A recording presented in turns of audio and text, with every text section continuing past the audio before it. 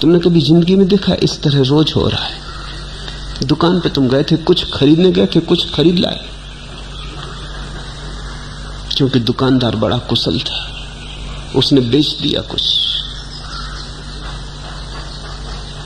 दुकान पर गए थे, दुकानदार ने कुशलता भी ना की हो, लेकिन दुकान की खिड़की में सजी हुई चीजों में कुछ चीज जच गई जिसकी तुम्हें क्षण भर पहले तक कोई भी जरूरत न थी।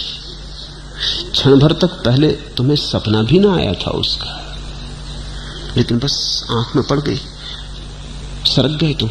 शायद जरूरी काम छोड़ के जो तुम लेने गए थे कुछ और लेके आ जाओ। तुम जो लेने जाते हो वही लेके लौटते हो। पश्चिम में मनोविज्ञान इस पर बड़ी खोज करता है कि लोग क्या खरीदते, और उन्होंने बड़ी तरकीबें खोजी और बड़े हैरानी के निष्कर्ष हाथ लगे। एक उपन्यास बिकता नहीं था, छप गया और बिका नहीं। विशेषज्ञों से सलाह ली गई, उसने कहा इस किताब का नाम बदल दो, नाम ठीक नहीं, नाम खींचता नहीं। नाम बदल दिया, किताब बिकी, ऐसी बिकी, लाखों की प्रतियों में बिकी, साल भर से छपी पड़ी थी, कोई खरीदने वाला न था। किताब वही की वही, सिर्फ नाम बदलने से कुछ भी नहीं बदला, एक शब्द भीतर नहीं बदला है, सिर्फ कवर खोल बदल गई और किताब बिकने लगी। मनोवैज्ञानिकों ने हिसाब लगाया है कि चीजें बेचते हैं तो डब्बे का रंग क्या होना चाहिए, क्योंकि उन्होंने सब रंगों के डब्बे रख के देखे। स्त्रियां खरीदने आती हैं तो वो हिसाब लगाते हैं कि कौन से रंग से ज्यादा आकर्षित होती। कुछ रंग हैं जिनकी तरफ कोई ध्यान ही नहीं देता। अगर उस रंग का डब्बा तुमने अपनी चीज को बेचने के लिए बना लिया है तो तुम्हारा दिवाला निकलेगा। अब रंग से भीतर की चीज का कोई भी संबंध नहीं, लेकिन लोग संयोगिक थे, लोग एक्सीडेंटल। रंग उन्हें पहले खींचता है। डब्बा खाली हो तो भी चलेगा, लेकिन रंग आंख को खींच लेता है। कितनी ऊंचाई पर दुकान पर डब्बा होना चाहिए तब आंख जल्दी पकड़ में आती? 5 फीट, तो ठीक आंख की सीध में होता है। लोग ऐसे अलाल हैं कि आंख भी ऊपर उठा के कौन देखता? अगर जरा डब्बा ऊपर रखा हो या डब्बा बहुत नीचे रखा हो। तो अब तो विशेषज्ञ हैं इस संबंध में जो बताते हैं कि तुम जब कोई चीज बना के बाजार में बेचो तो डब्बे का रंग क्या हो, कितने बड़े अक्षरों में नाम हो, कितनी ऊंचाई पर दुकान में रखा जाए, कितनी दूरी पर ग्राहक खड़ा हो, तो काउंटर कितने फासले पे बनाया जाए, बेचने वाला क्या कहे, कैसे शब्दों का उपयोग करे। क्योंकि जरा जरा सी बात, एक भिखमंगा एक घर में भीख मांगने गया, सुंदर है, स्वस्थ है, जवान है। महिला बाहर निकली और उसने कहा कि जवान हो, स्वस्थ, सुंदर हो, कोई काम क्यों नहीं करते? जिंदगी में सफल हो सकते हो, भीख मांगने की जरूरत क्या है? उस आदमी ने कहा, अब तुमसे क्या कहें, दुनिया में बहुत स्त्रियां देखी, तुम जैसी सुंदर स्त्री नहीं देखी। फिल्म अभिनेत्रियां हैं लेकिन तुम्हारे मुकाबले कुछ भी नहीं। तुम इस घर में क्या कर रही हो? तुम तो फिल्म अभिनेत्री हो सकती थी। उस स्त्री ने कहा, रुक रुक, मैं अभी तेरे लिए भोजन लाती हूं।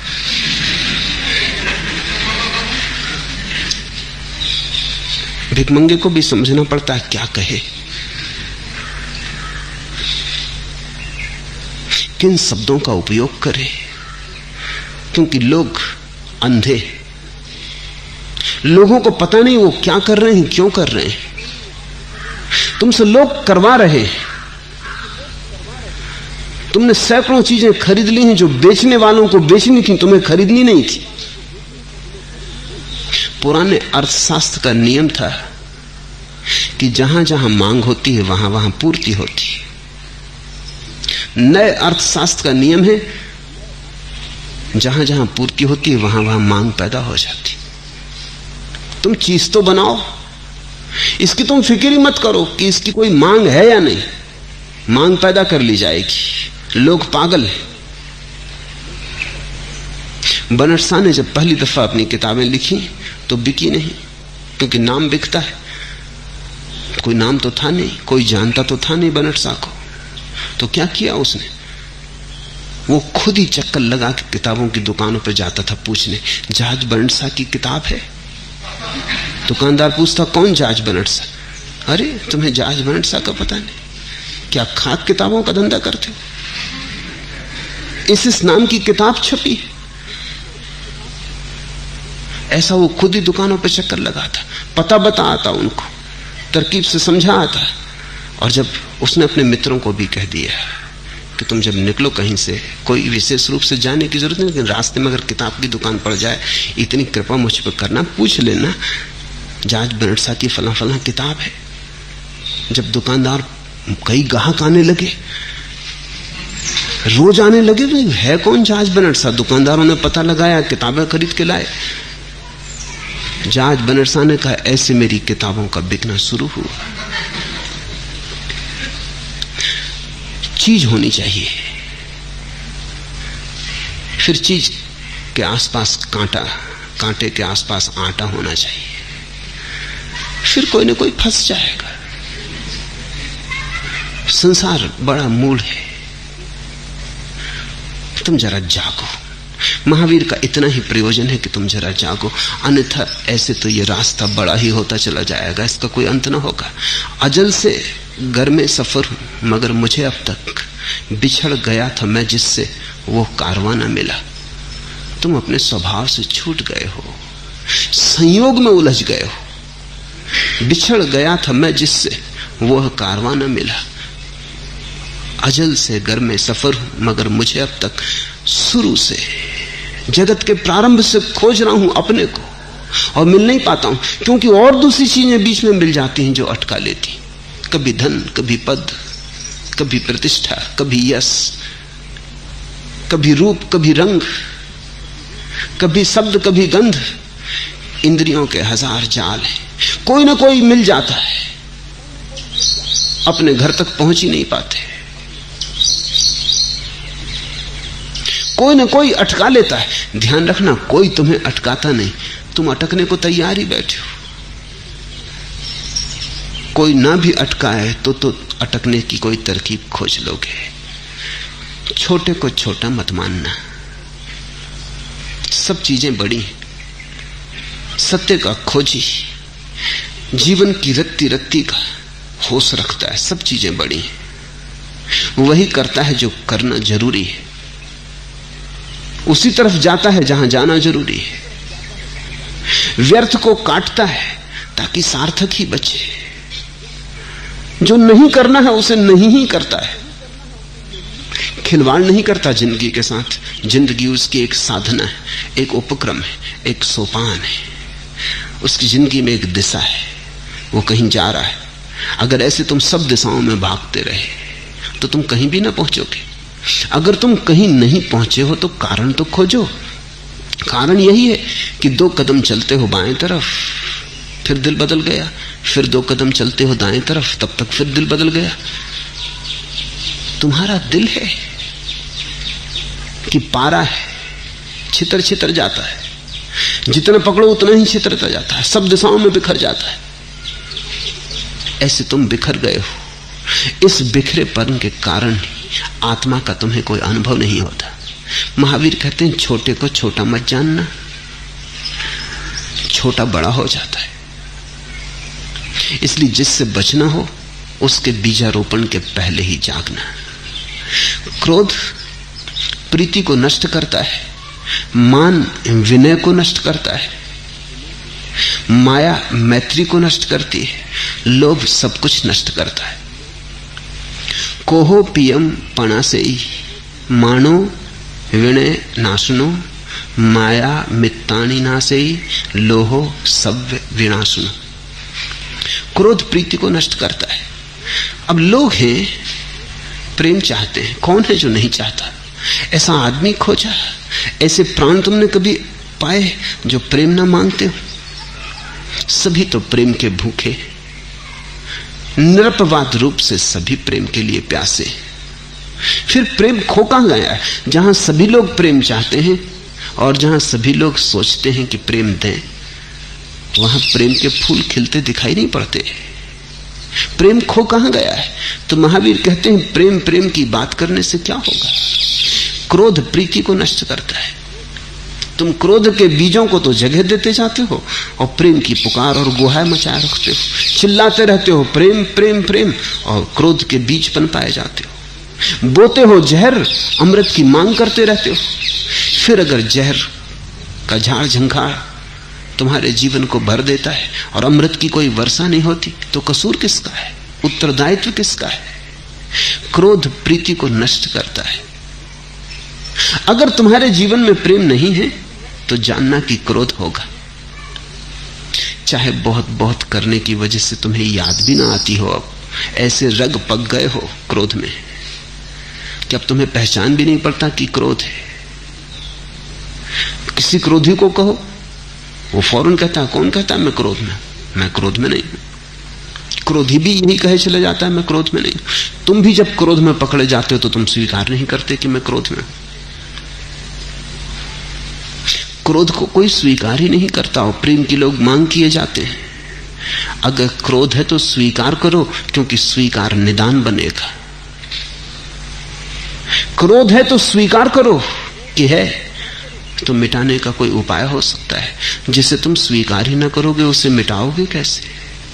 और अगर प्रेम ना हो तो महावीर का सूत्र यह कह रहा है, अगर तुम्हारे जीवन में प्रेम ना हो तो निश्चित जानना कि क्रोध है। चाहे तुम्हें पता चलता हो न पता चलता हो, पुरानी आदत हो, मजबूत आदत हो, खून में घुल मिल गई हो, क्रोध तुम्हारा स्वभाव जैसा हो गया हो कि अब तुम्हें याद भी ना आता हो कि अक्रोध क्या है, तो भेद करना मुश्किल हो गया हो। लेकिन अगर जीवन में प्रेम ना हो तो क्रोध है। क्रोध प्रीति को नष्ट करता है, मान विनय को नष्ट करता है। अहंकार तुम्हारी विनम्रता को नष्ट कर देता है, और विनम्रता नष्ट होती है बड़ा बहुमूल्य कुछ तुम्हारे भीतर समाप्त हो जाता है। सीखने की क्षमता खो जाती। विनम्र सीखने में सक्षम होता है, विनम्र खुला होता है, विनम्र तत्पर होता है। कुछ भी नया आए उसके द्वार बंद नहीं होते।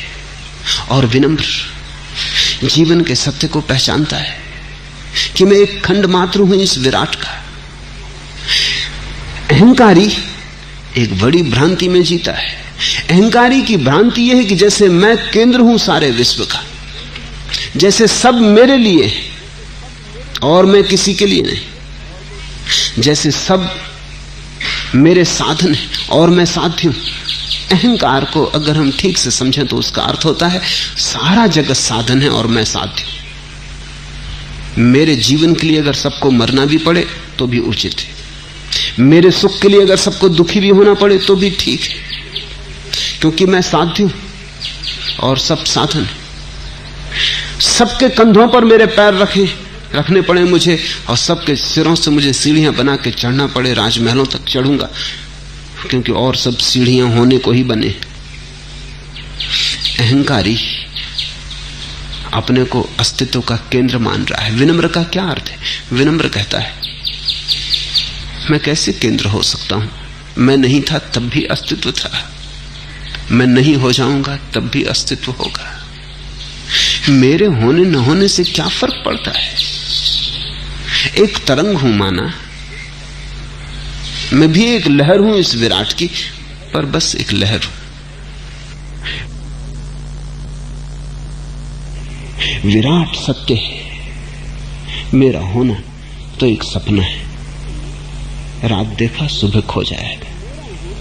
ये मेरा होना कोई ठोस पत्थर की तरह नहीं, पानी की लकीर है। तो विनम्र सीख पाता है जीवन के सत्यों को, और अंततः परमात्मा को भी सीख पाता है, क्योंकि उसने पहली शर्त पूरी कर दी। उसने झूठ को अंगीकार न किया, उसने सत्य से ही शुरुआत की। सत्य से शुरुआत हो तो सत्य पर अंत होता है। असत्य से ही शुरुआत हो जाए तो फिर सत्य कहां मिलेगा? फिर तो असत्य बढ़ता चला जाएगा। अहंकारी धीरे धीरे मद में चूर होता जाता है, आंखें देखने की क्षमता खो देती, बोध विलुप्त हो जाता है, एक तंद्रा और निद्रा में जीता है। मान विनय को नष्ट करता है, और अगर तुम्हारे जीवन में विनम्रता न हो तो तुम जान लेना कि कहीं अहंकार का शत्रु घात लगाए छिपा बैठा है। माया मैत्री को नष्ट करती है। कपट, छल, छिद्र मैत्री को नष्ट करता है। मैत्री का अर्थ ही होता है कि तुम किसी के साथ ऐसे हो जैसे अपने साथ। मैत्री का अर्थ होता है तुम्हारे और मित्र के बीच कोई रहस्य नहीं, कोई छुपाव नहीं, कोई दुराव नहीं। मैत्री का अर्थ होता है तुम अपने को अपने मित्र के सामने बिल्कुल नम्र करने में समर्थ हो। तुम जानते हो, तुम्हें भरोसा है प्रेम का, तुम जानते हो कि तुम जैसे हो तुम्हारा मित्र तुम्हें स्वीकार करेगा। उसका प्रेम बेशर्त है। अगर मित्र से भी तुम्हें कुछ छिपाना पड़ता हो तो तुम मित्र को भी शत्रु मान रहे हो। मैकियावेली ने लिखा है, ठीक महावीर से उल्टा है मैकियावेली, इसलिए महावीर को समझना हो तो मैकियावेली को भी समझना उपयोगी होता है। मैकियावेली ने लिखा है, मित्र से भी ऐसी बात मत कहना जो तुम शत्रु से न कहना चाहते हो, क्योंकि कौन जाने जो आज मित्र है कल शत्रु हो जाए। फिर तुम पछताओगे कि अच्छा होता इससे ये बात न कही होती। मैकियावेली ये कह रहा है कि तुम मित्र के साथ भी ऐसा ही व्यवहार करना जैसा तुम शत्रु के साथ करते हो, क्योंकि मित्र यहां शत्रु भी हो जाते। महावीर से पूछो तो महावीर कहेंगे मित्र की तो बात ही छोड़ो, तुम शत्रु के साथ भी ऐसा व्यवहार करना जैसा मित्र के साथ करते हो, क्योंकि कौन जाने जो आज शत्रु है कल मित्र हो जाए। तो ऐसी कुछ बातें मत कह देना जो कल फिर लौटाना बड़ा मुश्किल हो जाए, फिर थूके को चाटने जैसा होगा। जिससे दुश्मनी हो उसको हम ऐसी बातें कहने लगते हैं जो बिल्कुल अतिशयोक्तिपूर्ण, कहते हैं राक्षस। कल तक नर में छिपा नारायण था, आज राक्षस। लेकिन कल अगर ये मैत्री फिर बनी तो फिर कहां मुंह छिपाओगे, फिर कैसे लौटाओगे, फिर कैसे कहोगे कि ये नर में नारायण फिर राक्षस नहीं। महावीर कहते हैं मैत्री को तुम आधार मान के चलना। जो आज मित्र है वो तो मित्र है ही, जो आज नहीं है वो भी हो सकता है कल मित्र हो जाए, जो आज शत्रु है वो भी मित्र हो सकता है। और महावीर की बात मानकर जो चलेगा धीरे धीरे पाएगा उसके शत्रु मित्र हो गए, और मैकियावेली की जो मान के चलेगा वो पाएगा उसके मित्र धीरे धीरे शत्रु हो गए, क्योंकि तुमने कभी उनसे मित्र जैसा व्यवहार ही नहीं किया। अगर मित्र से भी छिपाना पड़े, इसी को महावीर माया कहते। माया मैत्री को नष्ट करती। माया का अर्थ है सच न होना, माया का अर्थ है धोखे देना, माया का अर्थ है जो तुम नहीं हो वैसे दिखाना, माया का अर्थ है प्रामाणिक न होना, माया का अर्थ है प्रवंचना, माया का अर्थ है दिखावा, धोखा। आंख में आंसू भरे थे लेकिन मुस्कुराने लगे, तो ये मैत्री न हुई। मित्र के सामने तो हम रो भी सकते हैं, और किसके सामने रोओगे?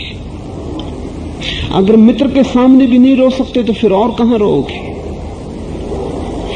मित्र के सामने तो हम अपना दुख, पीड़ा, दैन्य सभी कुछ प्रकट कर सकते हैं। मित्र के सामने तो हम अपना कलुष, अपना पाप, अपना अपराध सभी प्रकट कर सकते हैं, क्योंकि हम जानते हैं प्रेम का भरोसा है, उस प्रेम की छाया में सब स्वीकार है, क्योंकि मित्र ने हमें चाहा है, किन्हीं कारणों से नहीं, अकारण चाहा है, तो किन्हीं कारणों से टूटेगी नहीं मैत्री।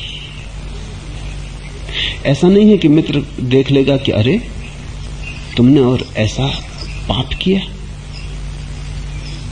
दोस्ती खत्म। नहीं, मित्र तुम्हारे पाप के प्रति भी करुणा का भाव रखेगा। वो कहेगा सभी से होता है, मनुष्य मात्र से होता है। मित्र तुम्हें समझने की कोशिश करेगा, मित्र तुम्हारी निंदा नहीं करेगा, जरूरत होगी तो आलोचना करेगा, निंदा नहीं। लेकिन आलोचना भी इस ख्याल से करेगा कि श्रेष्ठतर का आगमन हो सके। आलोचना भी इस ख्याल से करेगा कि तुम और बड़े होने को है, तुम अभी और खुलने को हो, ये कली इतने ही होने को नहीं, तुम्हारी नियति और बड़ी है। मित्र अगर तुम्हारी आलोचना भी करेगा तो उसमें गहन प्रेम होगा, और शत्रु अगर तुम्हारी प्रशंसा भी करता है तो उसमें भी व्यंग होता है, उसमें भी कहीं गहरी निंदा का स्वर होता है, कहीं कटाक्ष होता है। मैत्री तो संभव है तभी जब माया बीच में ना हो। इसलिए दुनिया में मैत्री धीरे धीरे खोती गई है। लोग नाम मात्र को मैत्री कहते हैं, उसे परिचय कहो बस, ठीक है, इससे ज्यादा नहीं। दुनिया से मैत्री का फूल तो करीब करीब खो गया है, क्योंकि मैत्री के फूल के लिए सरलता चाहिए, निष्कपटता चाहिए। कपट माया अगर बीच में आई तो मैत्री समाप्त हो जाती, अगर गणित बीच में आया तो मैत्री समाप्त हो जाती। मैत्री तो एक काव्य है, गणित नहीं, तर्क नहीं। मित्र के सामने हम अपने को वैसा ही प्रकट कर देते हैं जैसे हम हैं, इसलिए तो मित्र के पास राहत मिलती। कम से कम कोई तो है जिसके पास जाके हमें झूठ नहीं होना पड़ता। नहीं तो 24 घंटे झूठ। पत्नी है तो उसके सामने झूठ, दफ्तर है, मालिक है तो उसके सामने झूठ, बाजार में संगी साथी हैं उनके साथ झूठ, सब तरफ झूठ है। तो तुम कहीं खुलोगे कहां? तुम बंद ही बंद मर जाओगे। हवा का झोंका, सूरज की किरणें तुम में कहां से प्रवेश करेंगी? तुम कब्र बन गए। नहीं, कोई तो हो कहीं जहां तुम शिथिल होकर लेट जाओ, जहां तुम जैसे हो वैसे ही होने को स्वतंत्र हो, जहां कोई मांग नहीं, जहां मित्र की आंख ये नहीं कह रही कि ऐसा नहीं ऐसे हो। मैत्री बड़ी अनूठी घटना है। शब्द ही बचा है संसार में।